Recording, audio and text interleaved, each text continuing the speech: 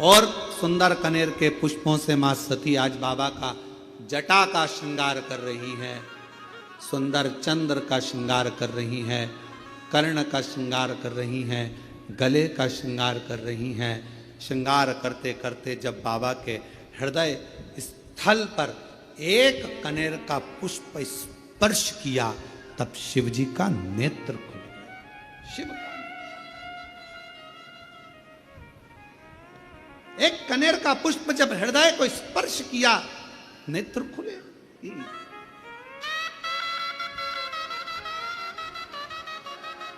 कितना सुंदर कहा है। शिव महापुराण की कथा वर्णन करती है, यदि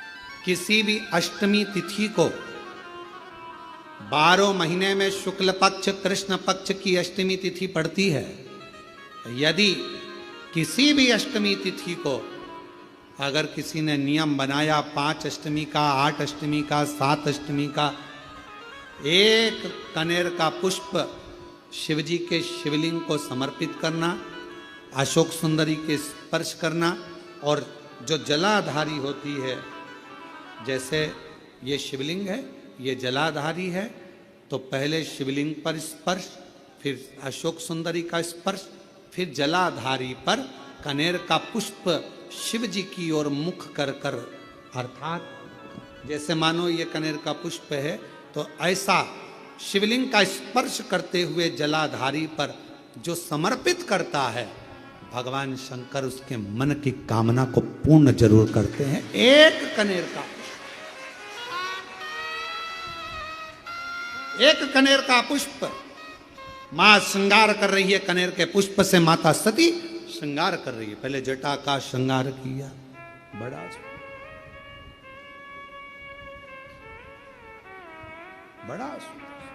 और टेढ़ा सा चंद्र सिर पर रखा है किस अदा से, टेढ़ा सा चंद्र सिर पर रखा है किस अदा से, करुणा बरस रही है, करुणा भरी निगाह से, करुणा बरस रही है, करुणा भरी निगाह से। भगवान शंकर के हृदय पर जैसे ही वो पुष्प छुआ, भगवान के नेत्र और बिन मोल बिक गया जब से छवि निहारी, फूलों में सज रहे गोरा के त्रिपुरारी, फूलों में सज रहे हैं गोरा के त्रिपुरारी, फूलों में सज रहे हैं। सती मैया ने कनेर के पुष्प से जटा का श्रृंगार करा, कर्णों का श्रृंगार करा, गले का श्रृंगार करा, वही कनेर का पुष्प हृदय तक गया। फूलों में सज रहे हैं गोरा के त्रिपुरारी, और साथ सज रही है, और साथ सज रही है हिमवान की दुलारी, और साथ सज रही है हिमवान की दुलारी। माता सती ने जैसे स्पर्श कराया शिव जी के नेत्र को। सती क्या बात है, आज आप अचानक यहां, अचानक आपसे एक निवेदन करें आज शिव महापुराण के माध्यम से, जितने भी शिव भक्त कथा को सुन रहे हैं आस्था चैनल पर, फेसबुक, यूट्यूब पर, आपसे आज एक निवेदन करते हैं, करके देखिएगा। और रोज मंदिर जाते हो, रोज जल चढ़ाते हो, रोज झाड़ू पोछा भी लगाते हो, रोज तुम कुछ ना कुछ जो रोज करते हो ना, रोज प्रतिदिन जो करते हो, कभी कभी हफ्ते में, महीने में एक बार थोड़ा सा बदल कर देखो, थोड़ा रोज झाड़ू लगाते हो, पोछा लगाते हो, आज बाबा का थोड़ा श्रृंगार करो। रोज फूल लेकर जाते हो, बेलपत्र लेकर जाते हो, आज घर पे थोड़ा सा चंदन घिसो, थोड़ा चंदन। किसके लिए घिस रही हो? जम के बोलो जरा, अपने भोले बाबा। थोड़ा चंदन घिसो, वो नहीं, डब्बी मिलती है बाजार में, लोग आगे अष्टगंध को ही चंदन समझ लेते हैं, और थोड़ा सा पानी में घोला और श्रृंगार करके पोत के बाबा को लगाकर आ गए। ना ना ना ना, ऐसा ऐसा नहीं।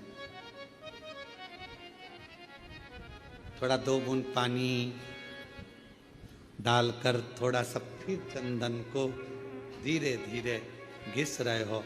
हाथ की चूड़ी की आवाज उस चंदन में जा रही है, अर्थात दिल से भी कह रहे हो, हाथ से भी कह रहे हो, और चूड़ियां भी कह रही हैं, बाबा आपके लिए तैयार करा गया। कभी कभी हम रोज नहीं कर रहे, तुम्हारे पास टाइम नहीं है, हम जानते हैं तुम बहुत व्यस्त हो, इसलिए हम तुम्हारे को ज्यादा, आपने देखा होगा, पूरी कथा को उठाकर देख लीजिए, जितने साल की कथा उठाकर देखना है उतने साल की कथा उठाकर देखिए। आज तक हमने बहुत लंबा पूजन का कोई विधान नहीं बताया, हमने बहुत महंगा, बहुत सारा पैसा खर्चो ऐसा पूजन का विधान नहीं बताया।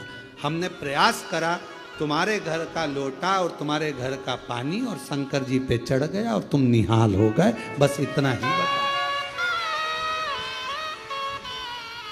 ज्यादा 2-4 घंटे तक तुम मंदिर में बैठ गए और भगवान को ना ना, थोड़ा, और वो भी महीने में, हफ्ते में एक बार तुम जरा बदल कर देखो। कभी कभी एक काम करना कि घर से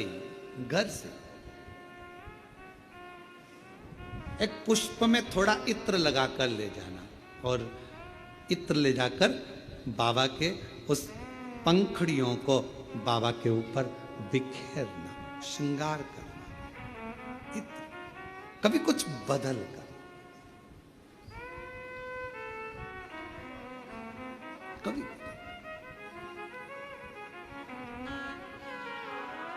थोड़ा सा। आज सती मैया ने जैसे ही कनेर का पुष्प का स्पर्श किया, शिव जी के नेत्र खुल गए। क्यों? रोज जल चढ़ता था, रोज श्रृंगार होता था, पर कनेर पुष्प से कभी माता सती ने हृदय का स्पर्श नहीं कराया था, जो आज करा दिया, बदल कर।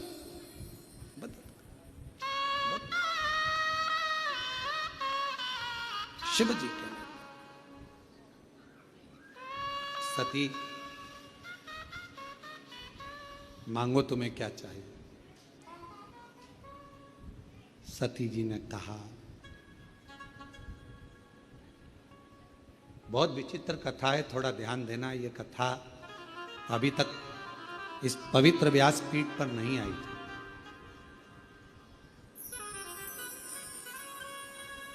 रामायण किस किसने सुनी है? सबने सुनी है। रामायण किस किसने पढ़ी है? सबने पढ़ी है। आप लोगों को मालूम होगा कि राम जी को वन किसने भेजा था, वचन किसने मांगा था?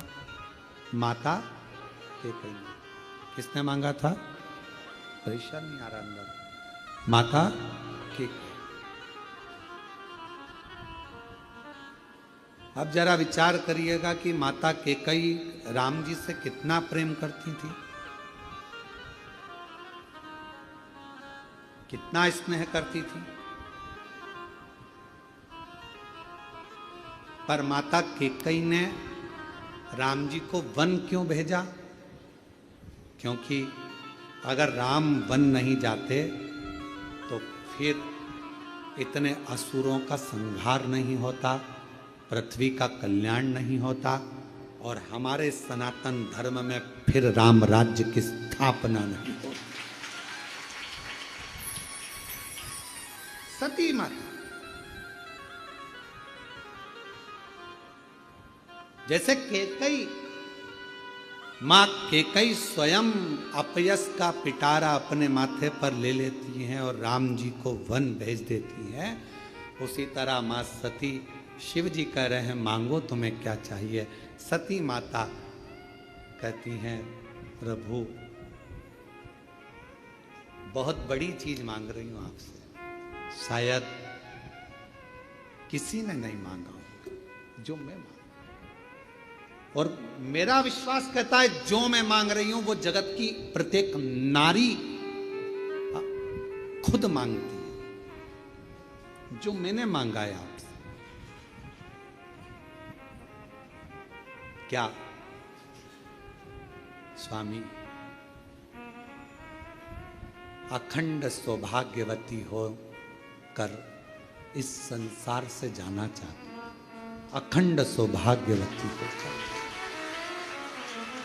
अखंड सौभाग्यवती मतलब तू मेरे से पहले जाना चाहती है अभी? हां, क्यों? एक मेरी भक्त है मैना, हिमवान की धर्म पत्नी, हिमालय राज की धर्म पत्नी मैना मेरा तप कर रही है,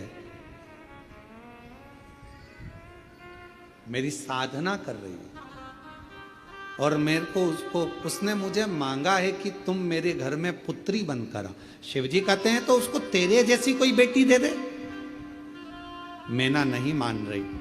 मैनावती ने कहा है कि आपके जैसी बेटी मेरे घर में जन्म, आपके जैसी मतलब आप जैसी नहीं, आप जन्म लो।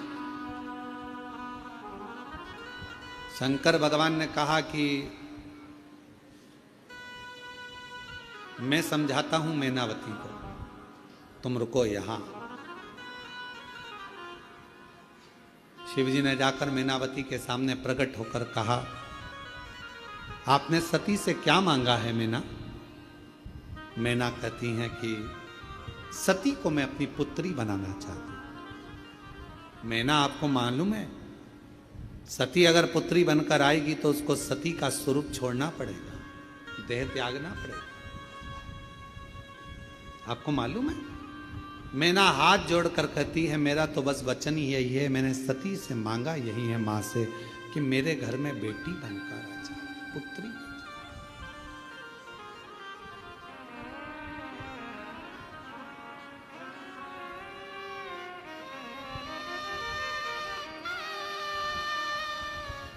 और मांगा है भोलेनाथ से वरदान एक,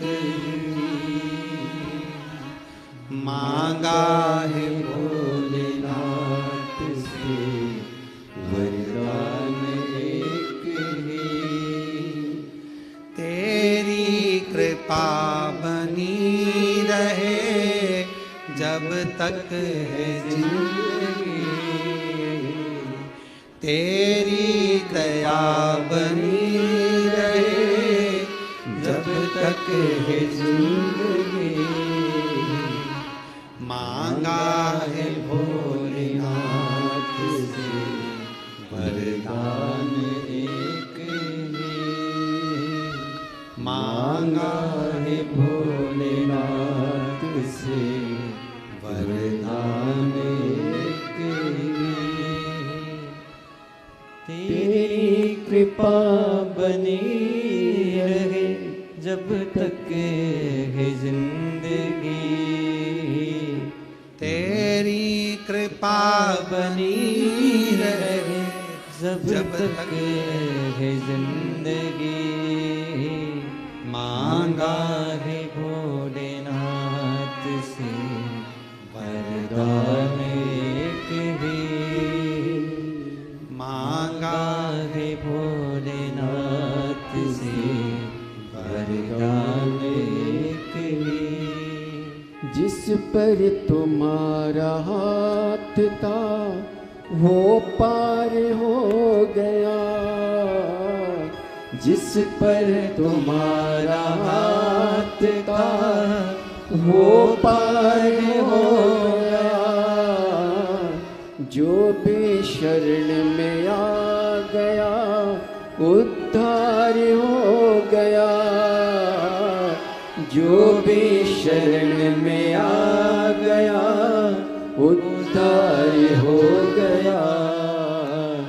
जिसने भरोसा कर लिया डूबा कभी नहीं। जिसने भरोसा कर लिया डूबा कभी नहीं। मांगा है भोलेनाथ से वरदान एक ही। मांगा है भोलेनाथ से वरदान एक ही। मांगा है भोलेनाथ से वरदान एक ही। तेरी कृपा बनी रहे जब तक है जिंदगी। बाबा, मैंने एक ही वरदान मांगा है, सती को मेरे घर में पुत्री के रूप में मांगा। केवल एक वरदान, सती को मेरे घर में बेटी के रूप में मांगा। शिव जी कह रहे हैं तुम और कुछ मांग लो, सती प्राण त्याग देगी। मैनावती जी कह रही हैं तो माता सती मेरे सामने आकर कह दे कि मैं नहीं दे सकती। शिव जी कहते हैं कैसी बात करती हो मैना, वो आद्य शक्ति है, वो दुर्गा, वो भवानी, वो अष्ट भुजा धात्री, वो कुष्मांडा, वो चंद्र घंटा, वो स्कंदा है। जो नवरात्र की साधना करता है, जो मांगता है वो दुर्गा वो दे देती है। जो नवरात्र की साधना करता है वो देती है। और तुमने 9 दिन तक शुक्ल पक्ष की अष्टमी से लेकर 1 वर्ष शुक्ल पक्ष की अष्टमी तक लगातार तुमने देवी की आराधना करी है सती की, वो तुम्हें नहीं देगी? देना पड़ेगा। वो तो मैं आया हूं कहने के लिए कि तुम और कुछ मांग लो ना। तेरी कृपा बनी रहे जब तक है जिंदगी। तेरी दया बनी रहे जब तक है जिंदगी। शिव जी ने समझाया, मैनावती नहीं मानी। मां सती आकर कह दे कि मैं नहीं दे सकती, मैं चली जाऊं, मैं जाऊंगी यहां से। बस कह दे आकर कि नहीं दे सकती। आपने अगर दिल से एक पत्र है, अच्छा है, दिल से मांगा है तो सुनेगा। मैं कृष्णा मीणा, तहसील विराटनगर, जिला जयपुर, राजस्थान से आई हूँ। कहीं बैठी हो तो हाथ हिला सकती हैं आप? नहीं है? आ जाइए, एक बेलपत्र ले जाइएगा, आ जाइए। मैं कृष्णा मीणा, विराटनगर, जिला जयपुर, राजस्थान से हूँ। भोले बाबा की महिमा का क्या वर्णन करूँ गुरुदेव। मेरी माँ को अचानक से गले में गठान हो गई। हमने हमारे गांव के अस्पताल में दिखाया तो पता चला कि इनके गले में गठान है। डॉक्टरों ने तो गले में थायराइड, गले में जुखाम, खराश आदि बताकर हम 2-3 महीने तक इलाज कराते रहे, पर कोई आराम नहीं लगा। तब फिर डॉक्टरों ने कहा कि आप इनको जयपुर ले जाओ।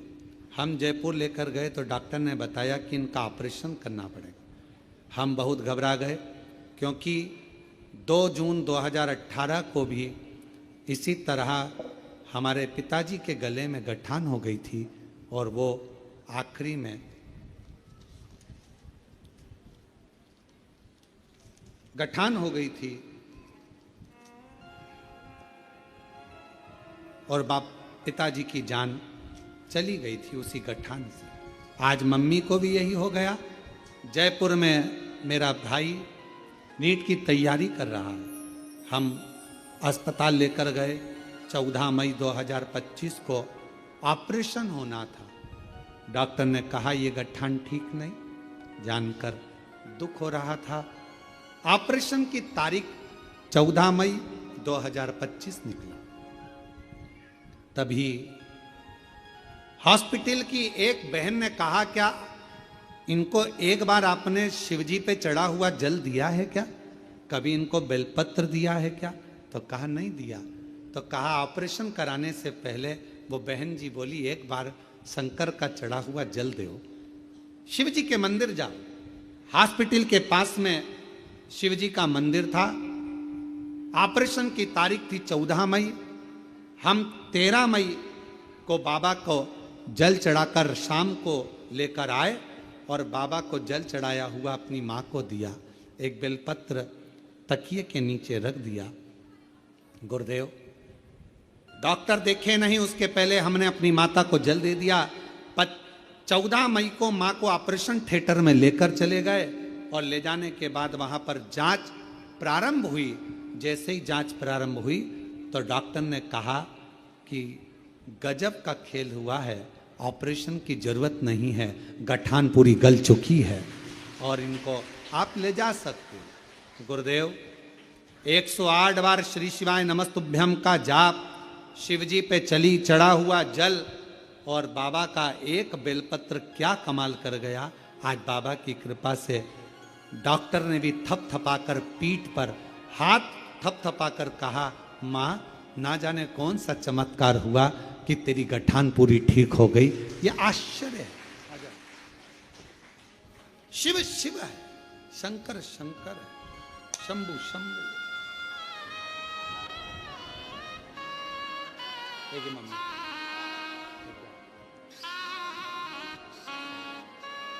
बेलपत्र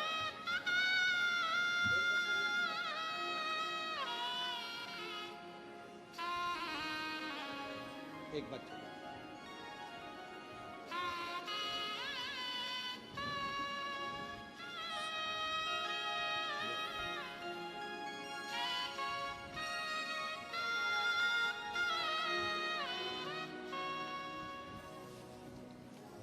शिव आराधना का फल क्या?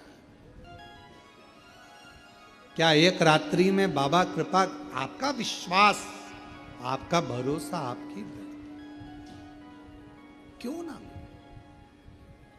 तेरी कृपा का क्या है भरोसा, कब किस पर हो जाए, जरा हम पर कर दो, जरा हम पर कर दो। वो करुणा सागर, वो दया सागर शंकर भगवान करे, ऐसा नहीं हो सकता कि वो मांगा और दे नहीं। शिव जी चले गए।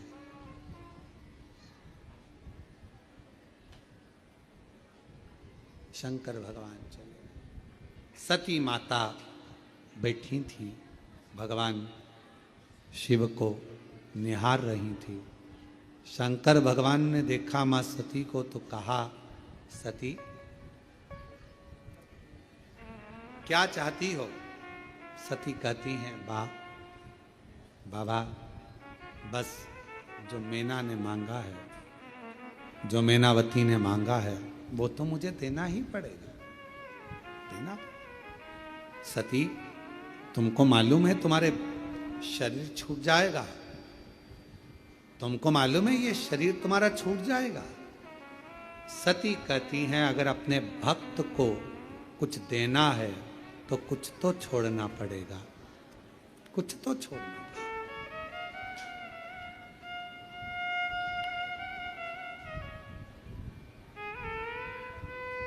आपके पास में बैग है,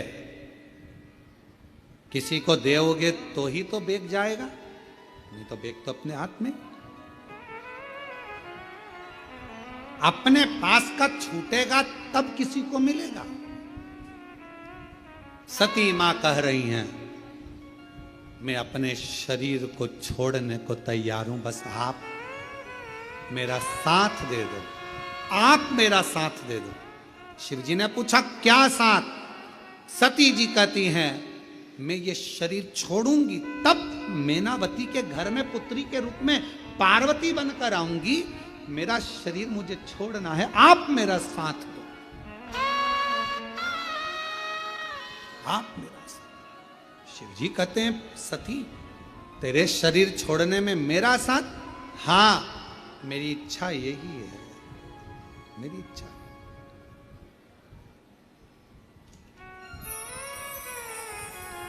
बाबा रहूंगी तो आपकी ही, जब भी जन्म मिलेगा सेवा करेंगे तेरी, कहते तुमसे बाबा शरण पड़ूंगी तेरी। देना साथ हमारा बाबा बन करके तुम साथी, देना साथ हमारा बाबा बन करके तुम साथी। बाबा भोलानाथ है हमारा तुम्हारा, तुम्हारा तुम्हारा। बाबा मैं आपकी, आप मेरे हो।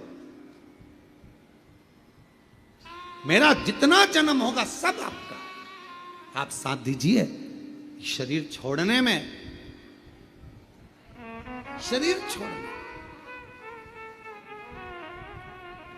मुझे इन बंधनों से मुक्त करिए।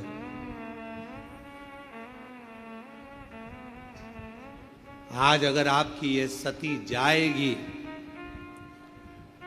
अखंड सौभाग्य लेकर अगर ये सती जाएगी और मेरे शरीर के टुकड़े होकर जब शक्ति पीठ के रूप में पृथ्वी पर ये सती रहेगी, तो दुनिया की प्रत्येक नारी को अखंड सौभाग्य देती रहेगी। अखंड मुझे जाने दो, मुझे जाना।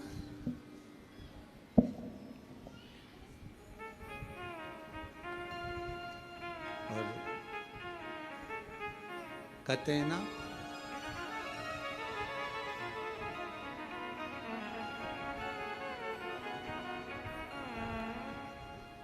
मैया की आराधना साधना, वो कहे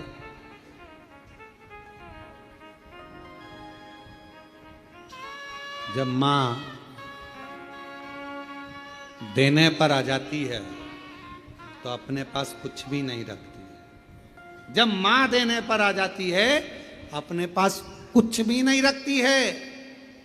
और मेरी माता सती ने उसी समय पर मैनावती को वर दे दिया, तुम्हारे घर में पुत्री बनकर आऊंगी। मैनावती समझ नहीं पाई, मैनावती को समझ नहीं आया कि ये मांगा मैंने और मां सती तो अपने प्राणों को त्याग देगी मेरे घर में बेटी बनने के लिए, मेरे घर में पुत्री बनने के लिए। मैं बेटी बनकर आऊं।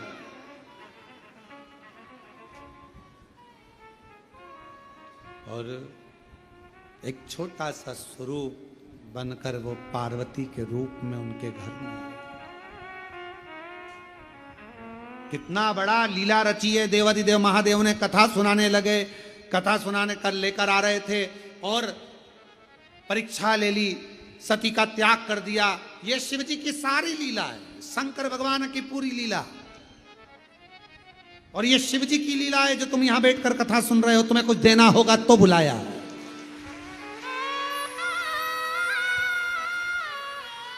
शिव जी की लीला है, शंकर भगवान की लीला है।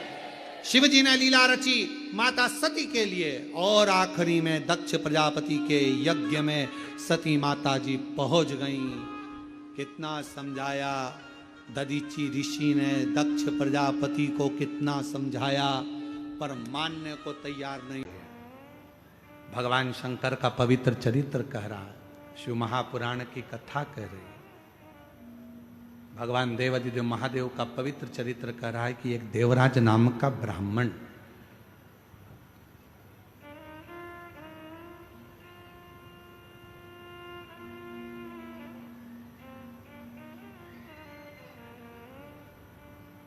और वो देवराज नाम का ब्राह्मण जो ना कभी मंदिर गया, ना कभी देवालय गया, ना कभी शिवालय गया, ना कभी कोई सत्संग में, कभी कोई भजन में, कहीं नहीं। केवल उसकी माता जो थी वो शिव भक्त थी। वो भगवान शंकर को एक लोटा जल रोज चढ़ाती थी, वो शिव की आराधना में डूबी रहती थी, भगवान शंकर की भक्ति करती रहती।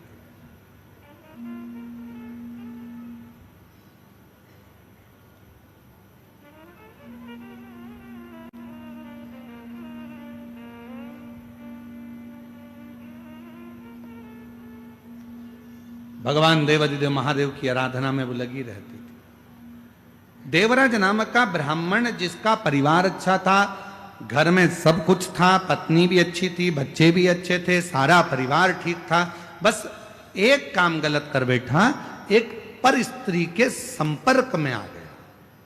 और हमने पहले भी कथा में काज फिर कहते हैं, पराई नारी और पराया धन जिंदगी को बर्बाद कर देता।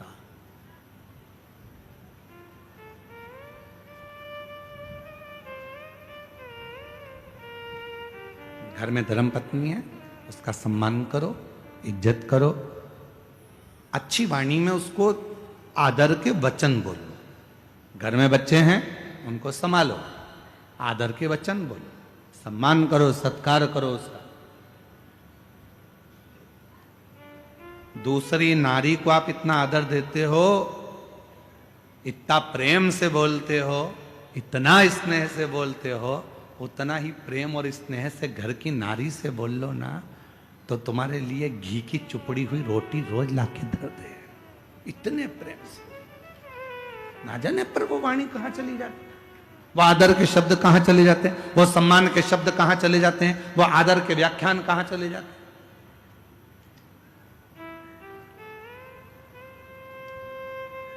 सीखो, मेरे देवादिदेव महादेव से सीखो, मेरे शंकर भगवान से सीखो। 33 कोटि देवता में केवल एक देवादिदेव महादेव ऐसे हैं जो अपनी पत्नी को पूर्ण आदर देते हैं। भगवान नारायण लक्ष्मी जी को अपने चरणों के पास रखते हैं।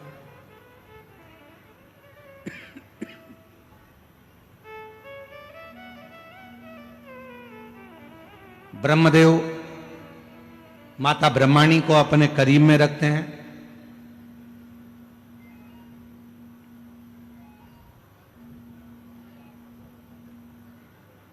ब्रह्मदेव माता ब्रह्माणी को अपने करीब में रखते हैं। इंद्रदेव इंद्राणी को अपने करीब में रखते हैं। भगवान नारायण माता लक्ष्मी को अपने चरणों में रखते हैं। पर देवादिदेव महादेव भगवान शंकर, अगर जमीन पर भगवान शिव बैठे हैं, भगवान शंकर का शिवलिंग अगर भूमि पर है, तो मेरे देवादिदेव महादेव माता पार्वती को ऊंचे स्थान पर रखते हैं कि तू मुझसे ऊंची बैठना, मैं तो जहां हूं वो ठीक है। एक नारी का आदर क्या हो सकता है, एक नारी का सम्मान क्या हो सकता है, एक नारी का सत्कार कैसा होना चाहिए, एक नारी का आदर कैसा होना चाहिए, एक नारी का आदर सम्मान सत्कार कैसा होना चाहिए, ये देवादिदेव महादेव बताते। ये भगवान शंकर बताते आदर कैसा।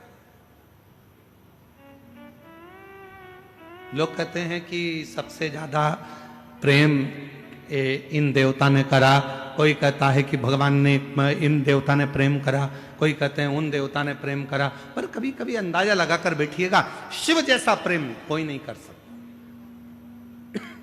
शंकर जी जैसा प्रेम कोई नहीं कर सकता, भगवान शंकर जैसा स्नेह नहीं कर सकता।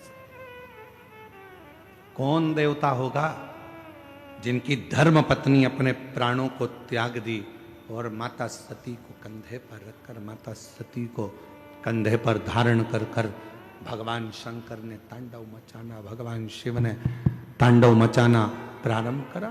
कौन देव हो जो शव है सती, शव को कंधे पर लेकर भगवान देवादिदेव महादेव ने तांडव रच दिया। इतना प्रेम, इतना प्रेम। ब्रह्मा जी ने कह दिया है भगवान देवादिदेव महादेव से, सुनो भोलेनाथ, तुम्हारी धर्म पत्नी सती के शरीर के टुकड़े हो गए हैं और ये 52 शक्तिपीठों का निर्माण हो गया है।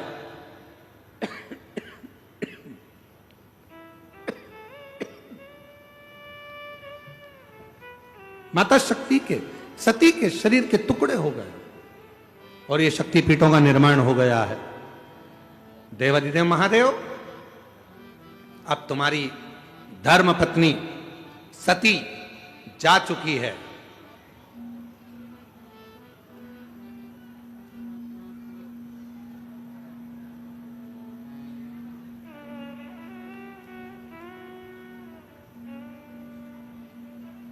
अब माता सती जा चुकी है। सुनो देवाधिदेव महादेव, अब आप सती को भूल जाओ। शंकर भगवान ने कहा मैं अपनी धर्म पत्नी सती को भूल नहीं सकता। मैं अपनी धर्म पत्नी सती को नहीं भूल सकता, और उसको तो मैं याद रखूंगा। और उसको हर पल याद रखने के लिए शायद दुनिया में कोई एक ऐसा देवाधिदेव महादेव जैसा दुनिया में कोई नहीं हो सकता जिन्होंने माता सती के भस्म की राख को, भस्म को अपने शरीर पर लपेट लिया और कह दिया मैं अपनी धर्म पत्नी सती को कभी नहीं भुला पाऊंगा। और जब भी संसार के लोग मेरे करीब में आएंगे तो उनको मेरी भस्म लगी दिखेगी। दुनिया समझेगी कि सती चली गई है, पर नहीं, शिव जहाँ है और उनके तन पर यदि भस्म है, उनके तन पर यदि भस्म रमी हुई है, तो वो ज्ञात कर लें कि शिव सती दूर नहीं, शिव और शक्ति एक हैं। जहाँ शिव है वहाँ शक्ति है, और जहाँ शक्ति है वहाँ शिव है। इन दोनों में कोई भेद नहीं होगा। दुनिया के लोग कहते हैं 52 शक्तिपीठ हैं, 51 शक्तिपीठ हैं, इतनी शक्तिपीठ हैं, यहां शक्तिपीठ पर ये देवी विराजमान है, पर कोई नहीं कहता कि उस शक्तिपीठ पर शिव भी विराजमान है। जहां माता आद्य शक्ति माता सती का दंत गिरा, जहां माता सती का हृदय गिरा, जहां माता सती के नयन गिरे, जहां माता सती का हाथ गिरा, जहां माता सती का कोई भी अंग कर्ण गिरा, जहां माता सती का अंग भाग गिरा है, वो केवल माता सती का स्थान नहीं था। उसको संभालने के लिए स्वयं देवाधिदेव महादेव उस सती माता के लिए उस स्थान पर विराजमान हुए, इसलिए उसको शक्तिपीठ कहा जाता है।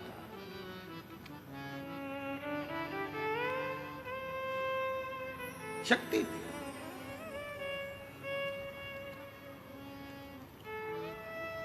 और क्यों नहीं आए मां? जब आप हृदय से पुकारते हो, मां आद्यशक्ति, मां भवानी, मां दुर्गा केवल अकेली नहीं आती। लोग कहते हैं नवरात्रि में 9 दिन तक माता की जोत लगाओ, देवी जी की जोत जल रही है। लोग कहते हैं कि नवरात्रि में माता जी की जोत लगाओ, केवल ज्योति जल रही है। ना ना, हम माता के मंदिर में, हम अपने घर के अंदर देवी की जोत क्यों जलाते हैं? उसका कारण एक होता है कि माता तो मूर्ति के रूप में विराजमान है, माता तो जवारे के रूप में विराजमान है, माता तो स्वरूप के रूप में विराजमान है, माता तो फोटो के रूप में विराजमान है। पर जोत जगाने का मतलब यह होता है कि जो ज्योति है वो शंकर का प्रतिबिंब स्वरूप है, और मां के सामने जब ज्योत जलाई जाती है तो शिव और शक्ति उसी स्थान पर आकर विराजमान हो जाते हैं, जिसको ज्योतिर्लिंग का प्रतिबिंब स्वरूप भी कहा जाता है। शिव और शक्ति दोनों विराजमान, दोनों।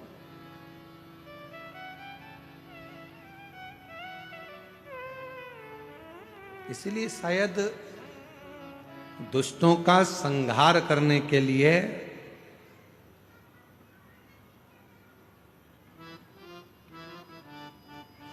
मां प्रकट जरूर। लोग कहते हैं कि अकेली है, नहीं, अकेली अकेली नहीं। एक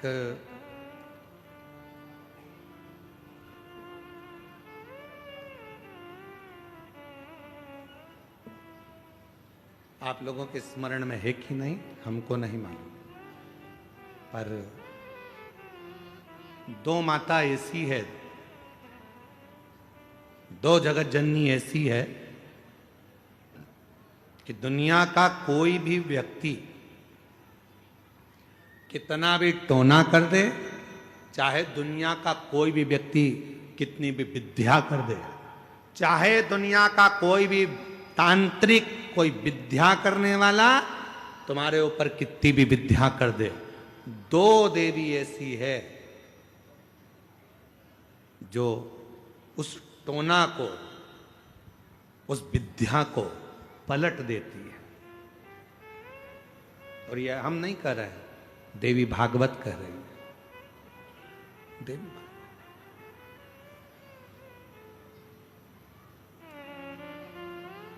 काली पुराण में भी इसका वर्णन आता है, देवी भागवत में भी इसका वर्णन आता है। दो देवी ऐसी हैं जो कोई अपने ऊपर अगर विद्या कर रहा है और वो दो देवी का स्मरण कर लिया जाए, उन दो देवी का नाम लेकर मात्र शंकर के शिवलिंग के सामने जो अशोक सुंदरी वाली जगह होती है, वहां पर अगर इन दो देवियों का नाम लेकर अगर जल चढ़ा दिया जाए तो किसी ने अगर विद्या करी भी होती है तो पलट जाती है। कोई कितना भी बड़ा तुम्हारे लिए तंत्र मंत्र कर रहा हो, वो तुरंत पलट जाता है, एक क्षण नहीं लगता और उनका नाम लेने से ही पलट जाता है। दो देवी, एक प्रत्यगिरा माता, एक है प्रत्यगिरी माता और दूसरी है दंतेश्वरी माता, जिसका काली पुराण में विशेष वर्णन लिखा।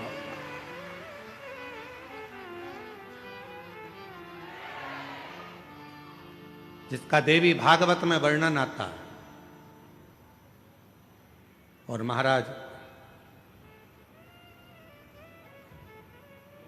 प्रत्यगिरी माता का वर्णन स्वयं यहां तक,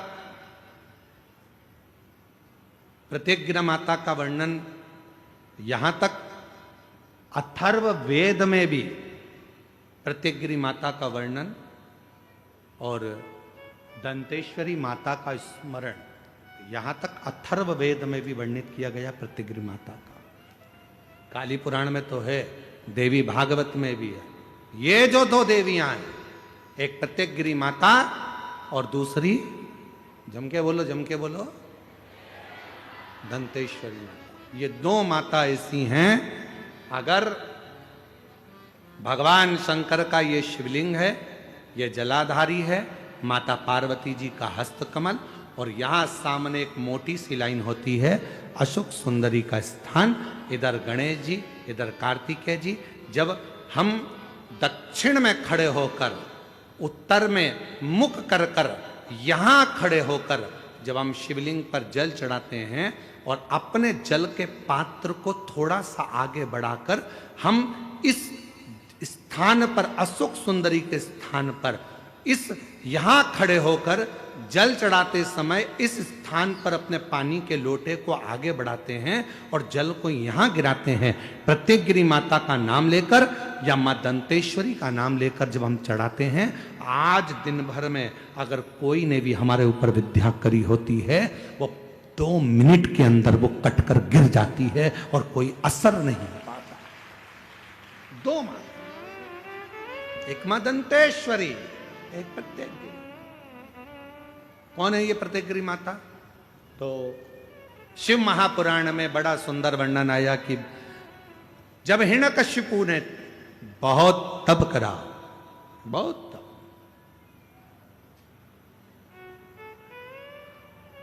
बहुत तप,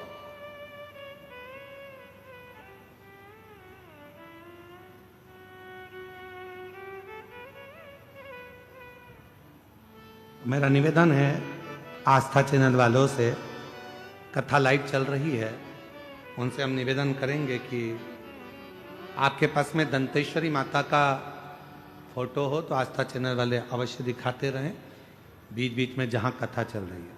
और प्रत्यगिरी माता का अगर फोटो हो तो सिंह का मुंह होगा माँ का, स्त्री का शरीर होगा माँ का, और बड़े बड़े दंत होंगे उनके, प्रत्यगिरी माता के।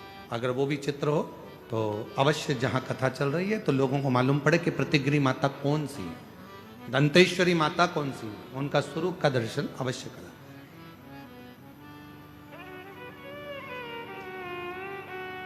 और प्रत्यगिरी माता का अगर फोटो का आप लोगों को समझ में ना आए तो एक बार हमको व्यासपीठ पर लाकर उस मोबाइल में दर्शन कराएं तो हम भी बता देंगे। प्रत्यगिरी माता, दो माता ऐसी है।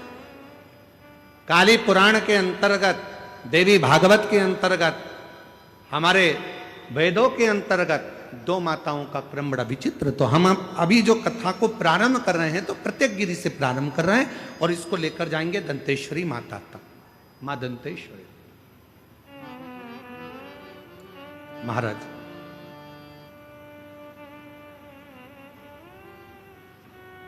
हिरण्यकशिपु ने तप किया, वर मांगा भगवान से, वर प्राप्त किया। ना नीचे मरूं, ना ऊपर मरूं, ना अंदर मरूं, ना बाहर मरूं, ना अस्त्र से मरूं, ना शस्त्र से। एक तक फिर माता का मोबाइल तो निकालो।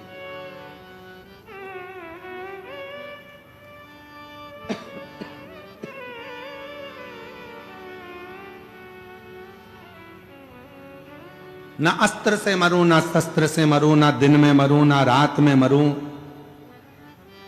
ना नर से मरूं, ना पशु से मरूं,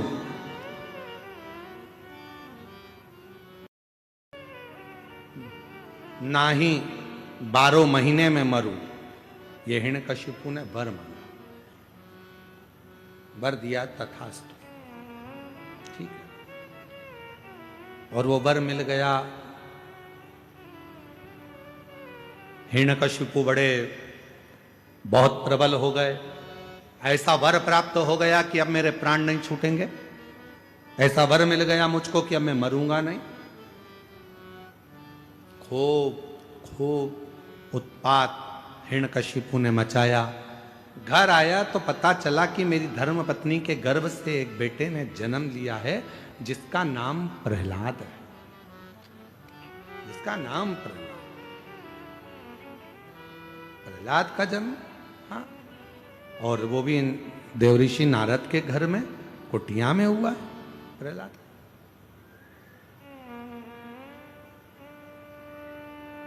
हिरण्यकशिपु प्रहलाद की भक्ति को देखते रहे, क्योंकि प्रहलाद देवऋषि नारद के घर में रहे तो उन्होंने भगवान का भजन सुना, भगवान का स्मरण सुना। और हिरण्यकशिपु की धर्मपत्नी गर्भस्थ थी, जिसको मारने के लिए स्वयं इंद्र लेकर जा रहे थे कि गर्भ में जो बच्चा होगा वो मारना जरूरी है, नहीं तो हिरण्यकशिपु जैसा क्रोधी होगा, वह भी विवाद करने वाला होगा, असुर होगा। तो नारद जी ने उसको छुड़ा लिया था, और नारद जी ने उसको इतना ज्ञान दिया था, इतना ज्ञान दिया कि गर्भस्थ बालक भगवान की अविरल भक्ति में डूबने वाला उत्पन्न हुआ। इसलिए हमारे पुराने समय की माताएं कहती हैं कि गर्भ में जब बच्चा रहे उस समय पर रामायण गीता का स्मरण करना चाहिए, गर्भवती नारी को भगवान का भजन करना चाहिए, गर्भवती नारी को भगवत स्मरण करना चाहिए, गर्भवती नारी को भगवान को जल चढ़ाना चाहिए, गर्भवती नारी को अच्छे अच्छे पुराण वेद और शास्त्र श्रवण भी करे और पढ़े भी। पर आज के जमाने में जैसे गर्भ ठेरता है डॉक्टर कह देते हैं बेड रेस्ट, पलंग पर पड़ी रहो दिन भर।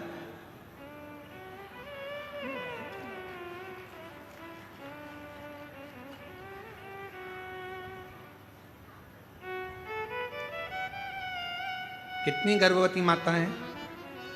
ईमानदारी से बोलना, तुम्हारे मोहल्ले में भी कई गर्भवती माताएं होंगी। कितनी हैं जो रामायण पढ़ती हैं, कितनी हैं जो गीता पढ़ती हैं, कितनी हैं जो शिव पुराण पढ़ती हैं, कितनी हैं जो भागवत पढ़ती हैं?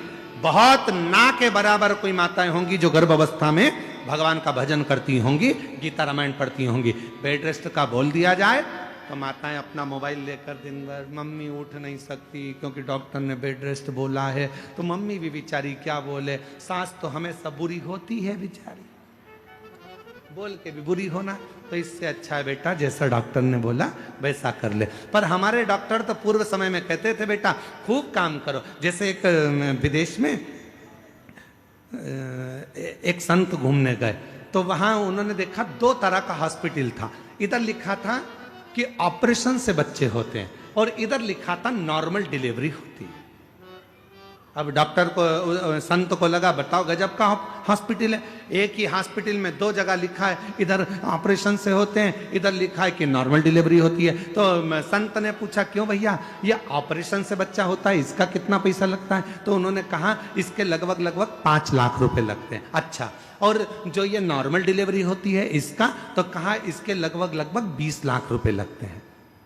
नॉर्मल डिलीवरी के 20, ऑपरेशन से 5, ऐसा क्या है? तो कहे चलो अंदर चलकर दिखाते हैं। तो ऑपरेशन वाले का उन्होंने थिएटर दिखाया, जो भी ऑपरेशन रूम था, इसमें बच्चे को माता के ऑपरेशन कर देते हैं और बच्चे को बाहर निकाल देते हैं। और इसमें एक छोटा सा खेत जमीन दी है, अपनी सब्जी बनाओ, अपनी सब्जी वो गेहूं है, खूब चक्की चलाओ और चक्की चलाकर बढ़िया आटा बनाओ, अपनी रोटी खुद बनाओ, अच्छे से झाड़ू लगाओ, पोछा लगाओ, अपने घर को साफ रखो और अपने आप तुम्हारा बच्चा हो जाएगा।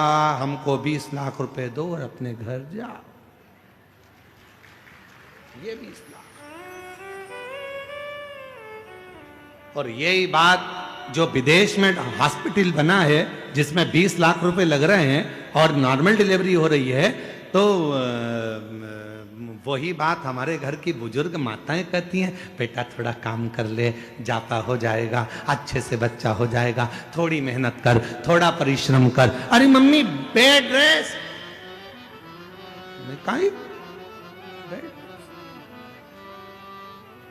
तो माँ ने कहा अच्छा ठीक है बेड रेस्ट ले, तो थोड़ी रामायण पढ़ ले। मम्मी गीता पढ़ ले, नहीं। और मालूम पड़ा वो केवल सीरियल देखती रही। ऐसा कोई सीरियल नहीं बना जिस सीरियल में कहीं का रोता नहीं मिला। तुम पूरे एक एक नाटक निकाल के देख लो, कहीं की ना कहीं की 24 घंटे रोती ही मिले। पूरे नाटक कहीं की ना कहीं की रोती मिलेगी। कहीं सास रोएगी, कहीं बहू रोएगी, कहीं ये रोएगा, कहीं वो रोएगा। पूरे नाटक में दर्द भरे सीन ही दिखते हैं। इसलिए औलाद भी जो पैदा होती है आज के जमाने की, वो भी नाटक कंपनी पैदा होती है। नाटक गोदी में रखोगे तो चुप, गोदी से नीचे उतारोगे तो पे पे करे। इतने में तो सास भी चिल्ला के कह दे हमारी भी 4 औलाद थी री बहू, खिला देते, पिला देते, पटक देते, खेलते रहते, पर तेरी औलाद धाई भगवान जाने ना जाने कहां से आई। ऐसी औलाद सवार ही नहीं। लोग भी तो पहले नियम था।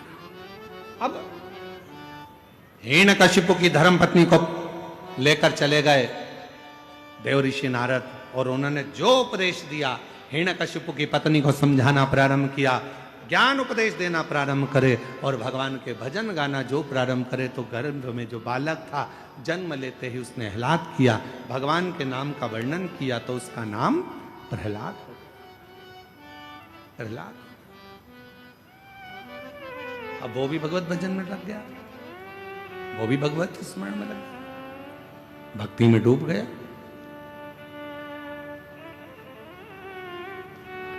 पर इतना जरूर है, जो जिनके यहाँ पर 14-14, 15-15, 20-20 साल तक औलाद नहीं होती है, वो शंकर भगवान की जब कथा सुनते हैं और उनका गर्भ ठहरता है, तो उनके गर्भ में जो बच्चा आता है, तो हमारा विश्वास कहता है कि वो शिव की कथा सुनकर पैदा हुआ है, शिव की कृपा का पात्र है। शिव कृपा एक पत्र है, अच्छा है।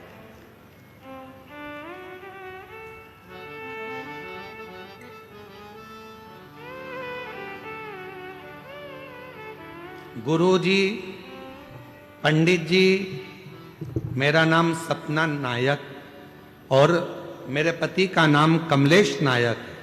मैं ग्राम सोनापाल मुंजिला जिला बस्तर की निवासी हूँ। कहीं बैठी हो तो हाथ हिला सकती हैं, अगर कहीं बैठी हो तो हाथ हिला सकती हैं। मेरा नाम सपना नायक और पति का नाम कमलेश नायक है। कहीं बैठी हो तो हाथ हिला सकती हैं, और अगर बच्चा आया हो साथ में तो लेकर व्यासपीठ पर आ सकती हैं। बच्चे को साथ लाई हैं तो ला सकती हैं। मैं ग्राम सोनपाल मुंजला जिला बस्तर की निवासी हूँ गुरुदेव।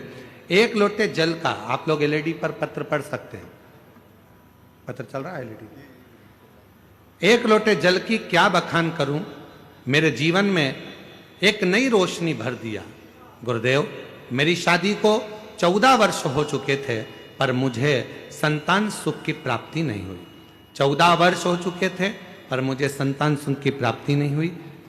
साल बीते और मैं मां बनने में असमर्थ थी, पर वर्ष 2022 में पड़ोस वाली दीदी ने बताया आपकी कथा महाशिव पुराण के बारे में। तब टीवी के में आपके कथा का महाशिव पुराण देखना प्रारंभ किया, और मैंने देखा आपने कहा सफेद आंकड़े के जड़ को बांधो और भगवान का पशुपतिनाथ का व्रत करा। और मैंने ऐसे ही किया, सफेद आंकड़े की जड़ को बांधा और पशुपतिनाथ का व्रत प्रारंभ किया। उसके बाद में रायपुर गुड़ियारी पहुंच गई। सुना था पंडाल में बैठकर कथा श्रवण करने पर जो मांगते हैं वो मिलता है। रायपुर के गुड़ियारी में कथा सुनने गई, वहां की मिट्टी को अपने पेट पर लगा लेती, बाबा से कहती 14 साल हो गए, इलाज कराते कराते औलाद नहीं है। तब वहां से लौट कर आई और बाबा की ऐसी कृपा हुई, 3 महीने के अंदर मेरा गर्भ ठहर गया और बाबा की कृपा से मुझे 14 साल के बाद पुत्र रत्न की प्राप्ति हो गई। 14 वर्ष के बाद मेरे घर औलाद हुई, जिसका फोटो भी लगा रही हूं। फोटो आप लोग एलईडी पर देख सकते, जिसका मैं फोटो भी लगा रही हूं। 14 वर्ष के बाद मेरे यहां संतान हुई।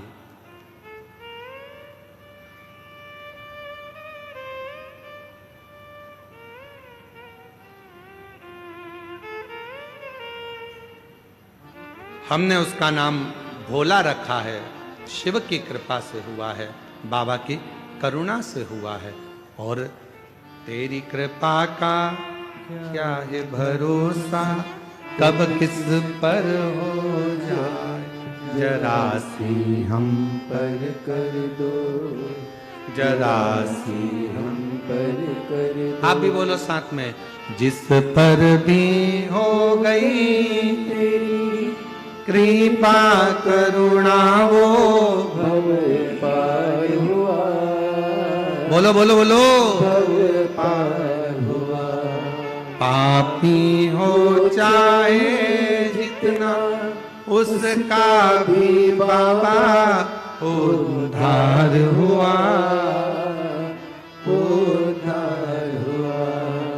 गिद्ध अजामिल गणिका जैसे तेरे मन को भाई, जरा सी हम पर कर दो, जरा सी हम पर कर दो। तेरी कृपा का क्या है भरोसा, कब किस पर हो जाए, जरा सी हम पर कर दो, जरा सी हम पर कर दो। जब तक उसकी कृपा नहीं होती, करुणा नहीं होती, दया नहीं होती, तब तक भगवान केवल आपके विश्वास पर, आपके भरोसे पर शिव है। भरोसा है शंकर जी, भरोसा नहीं है शिव नहीं। विश्वास है तो परमात्मा है, और विश्वास नहीं है तो परमात्मा भी नहीं।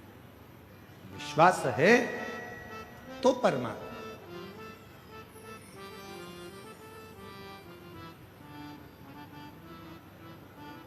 प्रहलाद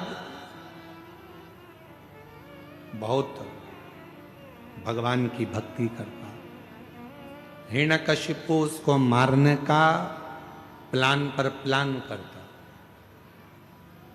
बहुत प्रयास, खोलते तेल में डाल दिया प्रहलाद को, नहीं मरा।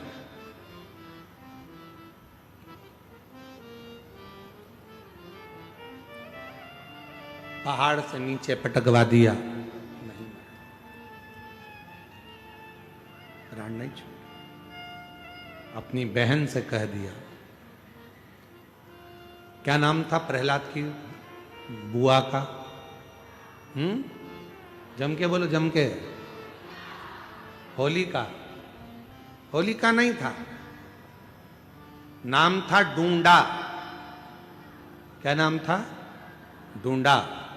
इसलिए आज भी होली में मोटे मोटे लकड़ी के डूंड जलाए जाते हैं। होलिका कैसे पड़ा? होली का नाम पड़ा कैसे? डूंडा नाम था, प्रहलाद के बारे में सुन रखा था। हिरण्यकशिपु ने आकर कहा, बहन डूंडा, तेरे पास ब्रह्मा जी की दी हुई चादर है, उसको तू अगर ओढ़ कर बैठ गई तो तू जलेगी नहीं। एक काम कर, प्रहलाद को गोदी में लेकर बैठ जा, और जब बैठेगी आग ही चारों तरफ से लगेगी, तेरे ऊपर चादर रहेगी, तू बच जाएगी, और प्रहलाद जल जाएगा। ढूंढा ने अपने भाई का कहना मान लिया और चादर ओढ़कर बैठ गई। चारों तरफ से आग लग गई। ढूंढा को लगा मेरा छोटा सा भतीजा जल जाएगा, क्योंकि वो बुआ थी। बुआ कभी बद्दुआ नहीं देती है, बुआ दुआ देती है। बुआ ने अपनी चादर उतारी, अपने भतीजे पर, प्रहलाद पर डाल दी। खुद जल गई पर अपने भतीजे को बचा लिया। ऐसी होती है बुआ जो देती है दुआ। बुआ कभी बद्दुआ नहीं देती। आज के जमाने में बुआ शब्द को लोगों ने बदनाम कर दिया। लोगों को लगता है बुआ जी आई हैं तो कुछ लेकर जाएंगे, बुआ जी आई हैं तो कपड़े लेंगे, बुआ जी आई हैं तो ऐसा करेंगे। नहीं, बुआ आती है तो दुआ देकर जाती है। लोगों ने होली का त्योहार मनाया, अर्थात वो ढूंढा जलने से पहले अच्छा काम कर कर परमात्मा की होली, इसलिए हमारे देश में मनाते हैं होली का त्योहार। वो मरने पर अपने भतीजे को बचाकर परमात्मा की होली थी वो होली। पर दंतेवाड़ा वाली जीजियां तो कह रही हैं कि उनका बहन का नाम ही होली था। बालक को अति प्रेम से अंकलिया बैठाए और ढूंढा बैठी अग्नि में आपा लिया मिटाए। ढूंढा अग्नि में बैठकर अपने आप को मिटा ली पर अपने भतीजे को बचा लिया। 14 साल के बाद हुआ। एक बार जोरदार ताली।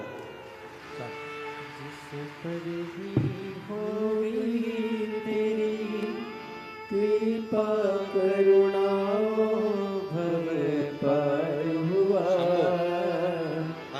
भव पार हुआ। हर हर पापी हो चाहे जितना, उसका भी बाबा उद्धार हुआ, उद्धार हुआ। विद्या जान गणिका जैसे तेरे मन को। जोरदार ताली बजाइए। 14 वर्ष के बाद बाबा ने हम पर कर दो जरा, हम पर कर दो।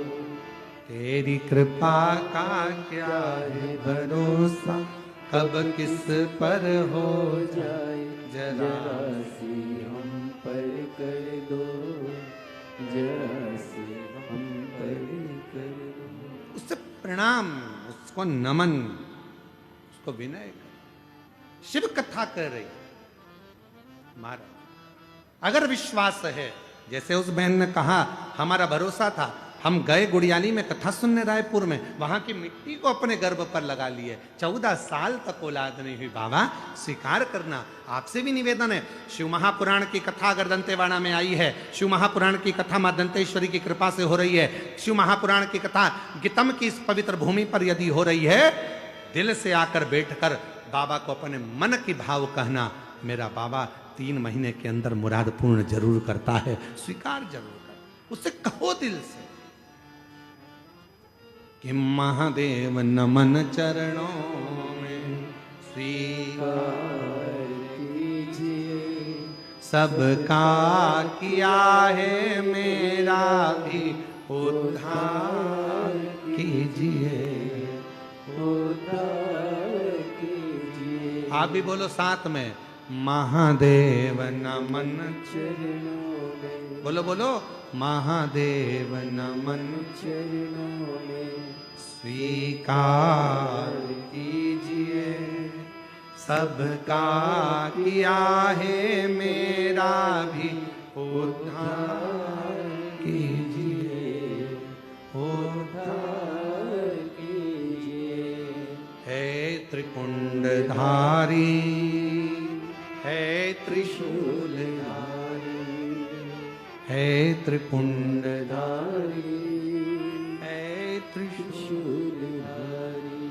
बस उसको विनय करो, निवेदन करो। प्रहलाद अग्नि से भी जला नहीं, हाथी के पांव के नीचे मरा नहीं। तब हिरण्यकशिपु को क्रोध आया और हिरण्यकशिपु ने एक धधकता हुआ खंबा सामने खड़ा कर दिया।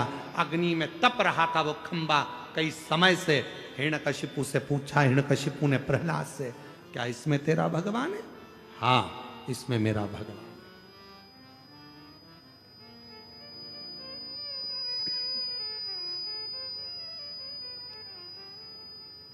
इसमें भगवान है? हाँ। इस खंबे में तेरा भगवान है? हाँ। अगर खंबे में भगवान है, लग जा गले। प्रहलाद ने देखा कि बहुत अग्नि का खंबा है, तो भी भगवान का नाम लेकर प्रहलाद खंबे से गले लग गया। हिरण्यकशिपु को क्रोध आया तो गदा का प्रहार खंबे पर करने लगा, और उसी में से नरसिंह भगवान प्रकट हो गए। नरसिंह भगवान, ये कथा तो आप लोग सुने।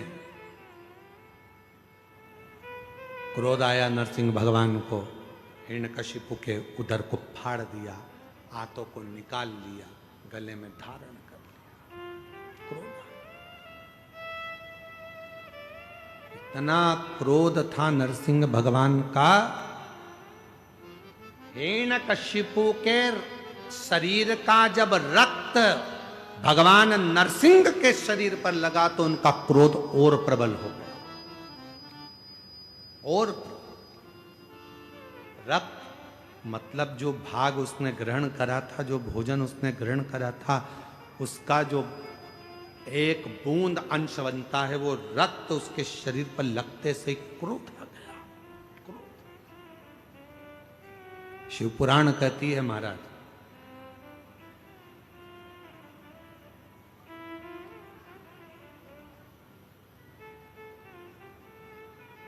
जैसा खाया अन्न, बोलो बोलो जम के बोलो, वैसा हो गया मन। जैसा पियो पानी, वैसी हो गई वाणी।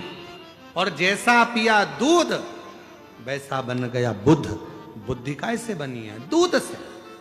थैली का पियोगे तो थैली जैसे हो जाओगे, डब्बे का पियोगे तो डब्बे जैसे हो जाओगे, और गौ माता का अगर दूध पियोगे तो गाय जैसे निर्मल हो जाओगे। ये दूध पर आधार। कई लोग बोतल का दूध पी पी के, वो माताओं ने ऐसी आदत डाल दी है बोतल की, ना जाने वो बोतल कहां से आ गई।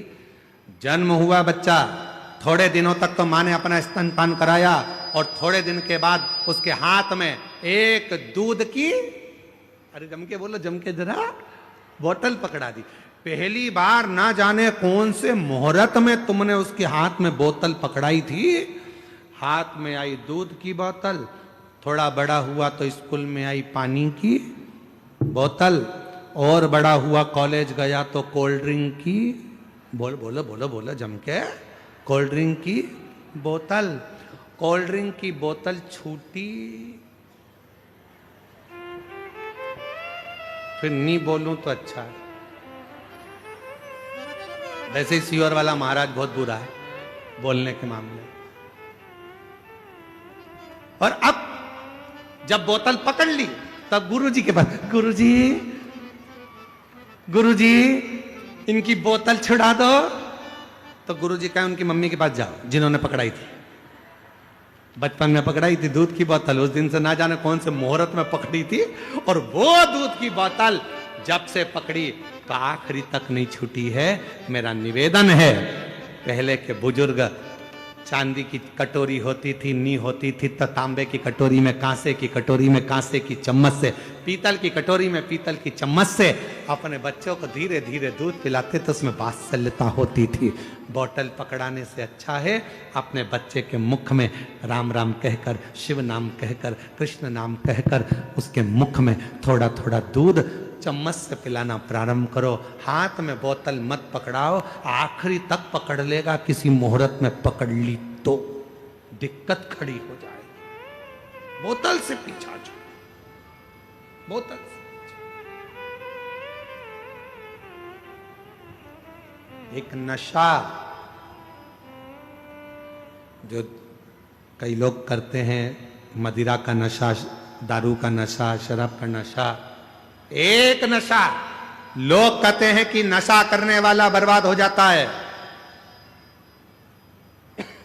शिव महापुराण की कथा कहती है केवल नशा करने वाला अकेला बर्बाद नहीं होता है, जो नशा करता है उसका पूरा घर, उसके बच्चे, उसकी पत्नी, उसका कुटुंब, उसका परिवार सब बर्बाद हो जाता है। इसलिए इस व्यासपीठ से निवेदन करते हैं, नशा करने वालों से निवेदन करते हैं कि शिव महापुराण में अगर कुछ दान करना चाहते हो तो अपने नशे का दान दे दो कि मैं आज के बाद कभी नशा नहीं करूंगा, छोड़ता हूं।